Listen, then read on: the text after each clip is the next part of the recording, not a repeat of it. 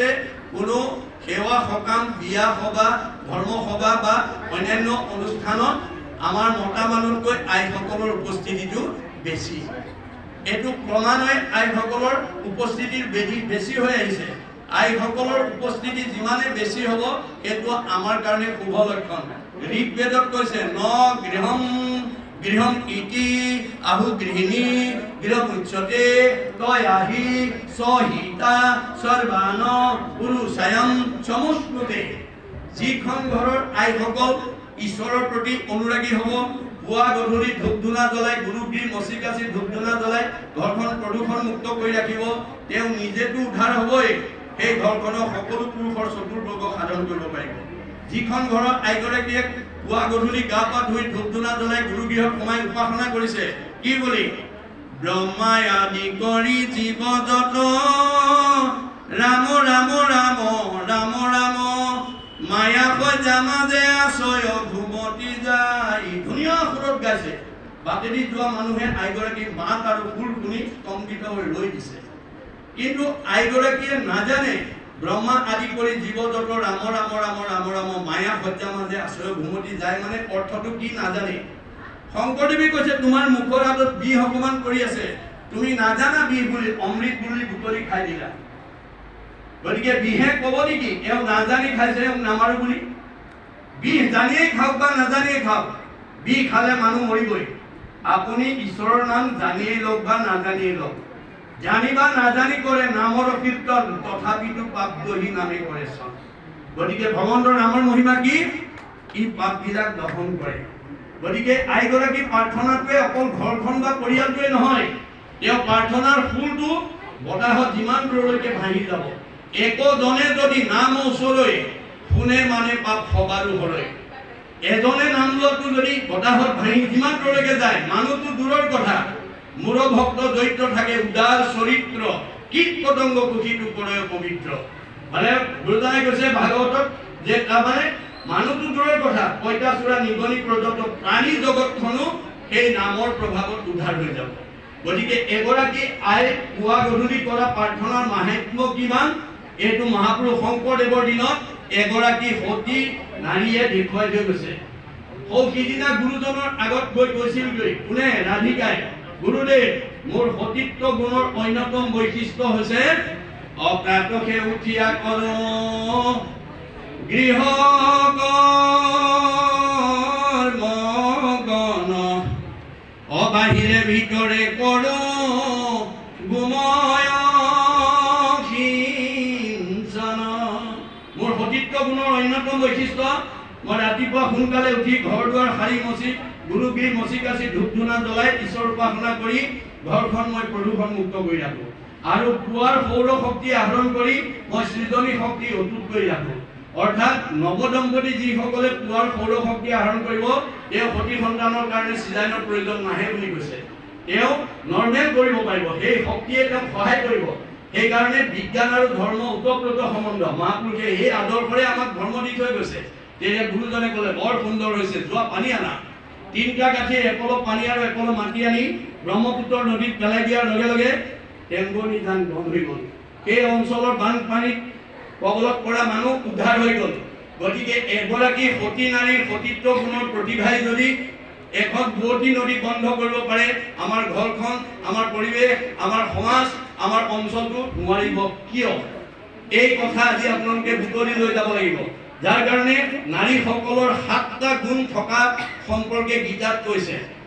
গীতাত আইসকলৰ 7টা গুণ থাকিব লাগে বুলি কৈছে। কাৰোবাৰ যদি কমি আছে আজি পুৰাই ল'ব দেই। কি কি 7টা গুণ লাগিব?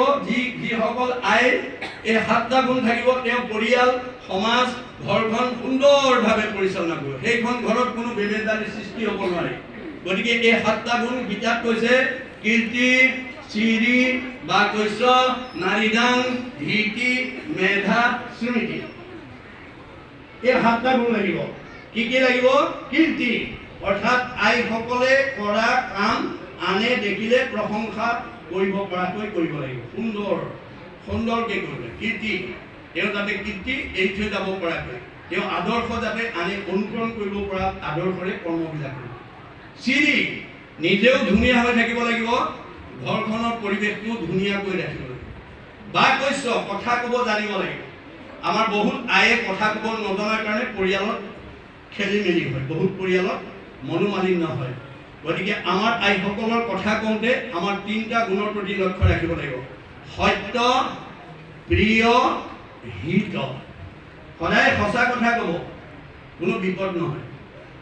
তাকে শুনিবলৈ ভাল পোৱাকে ক'ব, প্ৰিয়। সঁচা কথা বুলি দম্ভ অহংকাৰে নক'ব, আনে শুনি ভাল পোৱাকে ক'ব।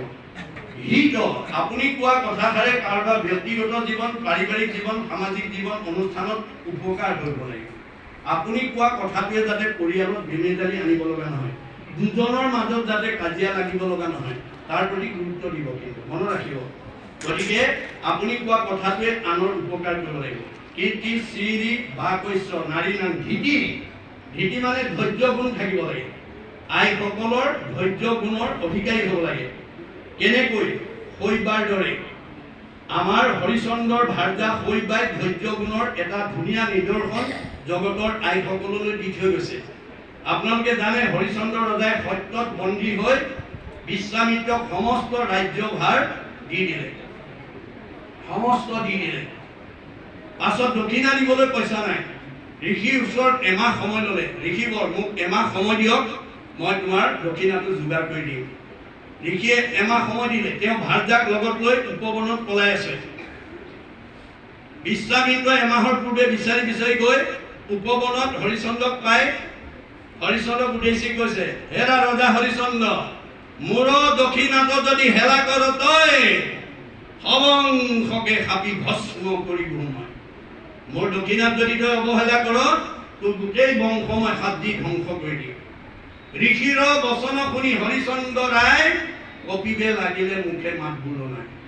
ঋষিৰ কথাত হৰিচন্দ্ৰ কপিবলৈ লাগিলে। তেওঁ যদি সাপ দি মোৰ গোটেই বংশটো ধ্বংস কৰি দিয়ে, মই ৰজা উপাধি লোৱাৰ কাৰণে কি সাপ পেলাম। গতিকে তেওঁ মানে ভাগি পৰিছে, হতাশ হৈ গৈছে। আৰু মনৰ এই কথা ক'বলৈ ভাৰ্যাৰ বাদে দ্বিতীয় ব্যক্তি নাই। তেতিয়া হৰিচন্দ্ৰই কি ক'লে, ভাৰ্যা কছাহিয়া ৰাজা বুলিলা বচন, শুনা প্ৰাণে চৰি মূৰ বাইকেদি মন। হে ভাৰ্যা, তুমি মোৰ কথালৈ অকণমান মনোযোগ দিয়া। কেনমতে ঋষিৰ মই খুজি বহু ধাৰ, কেনমতে বংশক মই কৰি উদ্ধাৰ। মই এতিয়া ঋষিৰ ধাৰটো কেনেকৈ পৰিশোধ কৰোঁ, মোৰ বংশটোক কেনেকৈ ৰক্ষা কৰোঁ, মই হতাশ হৈ গৈছোঁ। মোৰ মুখৰ মাত হেৰাই গৈছে। যে ভাৰ্যাই স্বামী হতাশ হোৱা দেখি স্বামীক প্ৰেৰণা দিবৰ কাৰণে তেওঁ কেনেধৰণৰ কাৰ্যসূচী ল'লে। অস্বামীৰ বচন শুনি শৈবা প্ৰাণে চৰি, অস্বামীক বুলিলা অল্পহাস্য কৰি। স্বামী যি সময়ত হতাশ হৈছে, তেওঁ সেই সময়ত হাঁহি মাৰি উত্তৰ দিছে। ভাৰ্যাৰ মুখত হাঁহি দেখাৰ লগে লগে স্বামীৰ প্ৰেৰণা পাইছে। আৰু কি বুলি কৈছে, মহাৰাজ নাহি নাহি আন ধৰ্ম জানা, সত্যত বিনা জানি আন নিচিন্তি দীৰ্ঘ দক্ষিণা। ভয় নকৰিবা তুমি, সত্যতকৈ ধৰ্ম নাই, দক্ষিণা দি দিয়া। হৰিচন্দ্ৰই ক'লে, মই কৰবা দিম, মোৰ পইচাও নাই। তেতিয়া তেওঁ উত্তৰত কি ক'লে, আমাক বিকিয়া ৰাজা ঋষিৰ পূজা ধাৰ, আতকৰে আনক উপায় নিদি নোহোৱাৰ। মোক বিক্ৰী কৰি হ'লেও তুমি সত্য ৰক্ষা কৰা। এই যিটো প্ৰেৰণা, আমাৰ বাৰু সিমানলৈ যাব নালাগে দেই, বিক্ৰী কৰিবগৈ নালাগে। কিবা কাৰণত যদি কিবা পৰিৱেশত যদি স্বামী হতাশ হয়, ভাৰ্যাই অন্তত ক'ব পাৰিব লাগিব, কিয় আপুনি ইমান হতাশ হৈছে। আন্ধাৰে পোহৰে কিন্তু সুখে দুখে জীৱনটো ধৈৰ্য ধৰক, ঈশ্বৰে কৃপা কৰে। কেতিয়াবা কিবা কাৰণত ভাৰ্যা তেনেকুৱা কিবা পৰিস্থিতিত হতাশ হ'ব পাৰে, তেতিয়া আমি স্বামীয়ে তেওঁক প্ৰেৰণা দিব পাৰিব লাগিব, কিয় তুমি ইমান হতাশ হৈছা, ধৈৰ্য ধৰা, আন্ধাৰে পোহৰে দিন, সুখে দুখে জীৱন। গতিকে দুখক অতিক্ৰম কৰিলে প্ৰকৃত জীৱনৰ সাৰ্থকতা আছে। গতিকে আমাৰ যদি এই কথাটো ইজনে সিজনক কিয় ক'ব লাগে, বিবাহ সম্বন্ধে পুৰুষৰ অৰ্ধাংগিনী, স্বামী বুলি ধৰ্ম কৰ্ম পাই অৰ্থকিনী। বিবাহৰ দিনাখনেই আমাৰ এটা সম্বন্ধ অৰ্ধাংগিনী। যে স্বামীৰ কৰা কৰ্মৰ আধা ফল ভাৰ্যাই পায়। যেনেকৈ ডাক্তৰৰ ঘৈণীয়েকক মানুহে ডাক্তৰণী বুলি কয়, তেওঁ আচলতে ডাক্তৰণী নহয়। ঘৈণীয়েক ডাক্তৰ কাৰণে ডাক্তৰণী, মাষ্টৰে বিয়া কৰাজনীক মাষ্টৰণী বুলি কয়, তেওঁ আচলতে মাষ্টৰণী নহয়। এইটো যেনেকৈ বাস্তৱত আমি কৰি আছোঁ, আধ্যাত্মিক দিশতো পাপৰ আধা অংশ আমি ইজনে সিজনে বহন কৰিব লাগে। বিবাহ সম্বন্ধে পুৰুষৰ অৰ্ধাঙ্গিনী, স্বামী বুলি ধৰ্ম কৰ্ম পাই অৰ্ধখিনি। এই হেতু কটু কটু ধৰ্মিনী ৰমণী, পাপ কাৰ্যে বাধা দিয়া খন্দাই গিগিনী। কটু অধৰ্মিনী তিৰি ধৰ্মক বাধিয়া, স্বামীক নিৱে ঘূৰে নৰকে টানিয়া। এয়া বেদৰ বচন, মনত ৰাখিব। আমাৰ দুটা প্ৰকাৰৰ ভাৰ্যা থাকে, এগৰাকী ধৰ্মিনী নাৰী আৰু এগৰাকী অধৰ্মিনী নাৰী। ধৰ্মিনী নাৰীয়ে কি কৰিব? এই চিঠিখন দিয়া 15 দিন হ'ল, বাপজন ব্যৱসায়ত ব্যস্ত, কৰ্মব্যস্ততাৰ কাৰণে আজি তাৰিখটো পাহৰি গ'ল।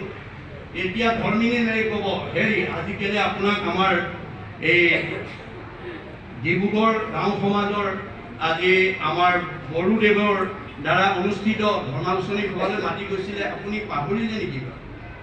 এৰা সেই মই পাহৰিলোঁ, যাওক যাওক সোনকালে গা পা ধুই ওলাই যাওক। এই বুলি যিগৰাকী আয়ে পাহৰা স্বামীক মনত পেলাই ধৰ্মালোচনী সভা বা সৎকামলৈ পঠিয়াব, তেওঁ ঘৰতে থাকি আধা পিণ্ড পাব। আৰু আমাৰ কিছুমান আছে, স্বামীৰ মনত আছে পিন্ধি উৰি ওলালে, আইগৰাকী ভিতৰৰ পৰা ওলাই আহি ক'লে, হেৰি আপুনি এতিয়া পিন্ধি উৰি ক'লৈ যাব ওলাইছে? বোলে আমাৰ ডিব্ৰুগড় গাঁও সমাজৰ আজি নামঘৰত, আমাৰ এই পানীপুৰ নামঘৰত ধৰ্মালোচনী সভালৈ মাতি গৈছিলে, তালৈকে যাওক। থওক এতিয়া আমাৰ ধৰ্মালোচনী সভা শুনিলে নহ'ব, ঘৰৰ কামবোৰ কোনে কৰিব? আমুক কাম তামুক কাম তামুক কাম কৰি আছে, আপুনি যাব নোৱাৰিব। এইবুলি যিগৰাকীয়ে বাধা দিব, তেওঁ নিজেও নষ্ট হ'ব আৰু স্বামীকো বিপদে নিব। যাৰ কাৰণে ৰাধিকা সতীয়ে গুৰুজনাৰ ওচৰত মানে নিজৰ সতীত্ব গুণৰ প্ৰতিভা ক'বলৈ যাওঁতে এই কথাটো তেওঁ স্বীকাৰ কৰিছিল। কি বুলি? গুৰুদেৱ, মোৰ সতীত্ব গুণৰ অন্যতম বৈশিষ্ট্য হয় যদি স্বামী মন্দ কৰ্ম কৰে আচৰণ, অমিষ্ট বাক্য কৰি তাক কৰুণী বাৰণ। গুৰুদেৱ, মোৰ সতীত্ব গুণৰ অন্যতম বৈশিষ্ট্য, মোৰ স্বামীয়ে যদি কিবা কাৰণত ভুল পথে যোৱা দেখো, মই তেওঁক মধুৰ বাক্যৰে, সাৱলীল বাক্যৰে তেওঁক তাৰ পৰা ওলোটাই অনাৰ কাৰণে মই চেষ্টা কৰোঁ।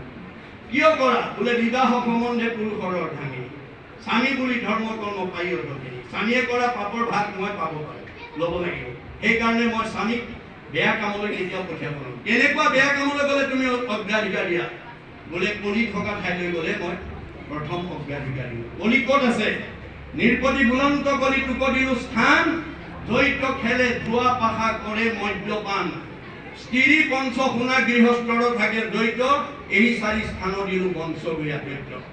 গতিকে মই কৈছে পৰীক্ষিত ৰজাই কলিক প্ৰধানকৈ 4টা ঠাই দিছিল, জুৱা পাশা, মদ ভাং খোৱা, পৰস্ত্ৰী আৰু হিংসা ধৰ্ম।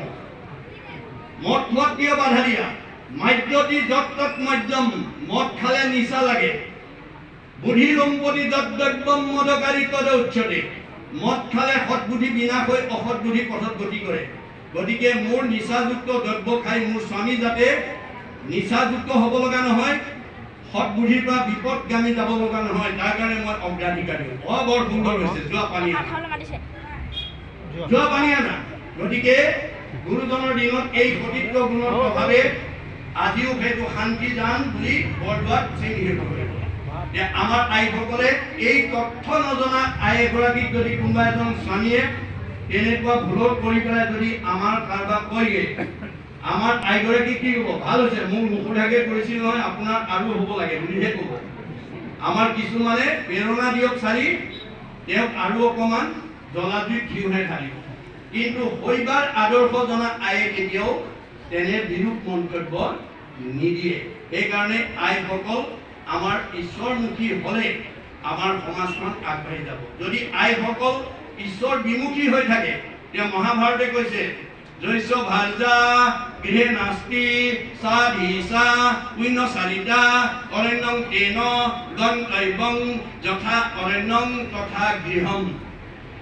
আমাৰ ইচ্ছা কৰিলে এগৰাকী আয়ে ঘৰ গুচি বাঁহতল কৰি দিব পাৰে আৰু ইচ্ছা কৰিলে ঘৰ গুচি বৈকুণ্ঠলৈ উত্তৰণ কৰিব পাৰে।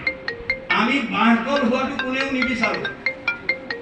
আমি প্ৰত্যেকে আমাৰ পৰিয়ালটো আমাৰ ঘৰখন যাতে বৈকুণ্ঠৰ সুখত থাকিব পাৰোঁ, মিলা প্ৰীতিৰে থাকিব পাৰোঁ, এইটো সকলো পৰিয়ালৰে কাম্য।